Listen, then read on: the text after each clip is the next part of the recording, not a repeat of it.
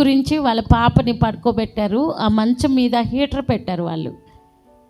వీళ్ళు బయట ఉంటారు. మరి అది ప్లాస్టిక్ బకెట నాకు తెలిసి పెట్టి ఆన్ చేశారు. వట్టి హీటరే పెట్టి బెడ్ మీద, గొప్పవాళ్ళు వీళ్ళు, ఆన్ చేశారు. బెడ్ గాలిపోయింది, మంచం గాలిపోయింది. అదే మంచం మీద పాప పడుకుంది, కానీ పాపకి ఏం కాలేదు, దేవుడు కాపాడాడు.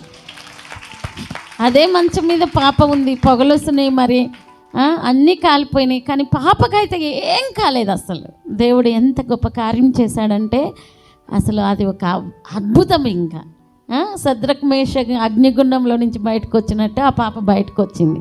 దేవునికి మహిమ కలుగును గాక. ఆమేన్. దేవుడు ఈ యొక్క సాక్ష్యాన్ని దీవించును గాక. నువ్వు నిలబడు.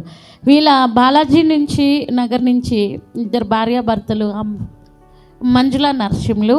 మరి దేవుడు వారికి ఎన్ని సంవత్సరాలు, 6 సంవత్సరాలు 7 సంవత్సరాల నుంచి పిల్లలు లేరు, కానీ దేవుడు వాళ్ళకి గర్భఫలం ఇచ్చాడు, బాబునిచ్చాడు. ఇప్పుడు ఆ బాబుకు కూడా 2వ నెల వస్తారు వాళ్ళు కూడా.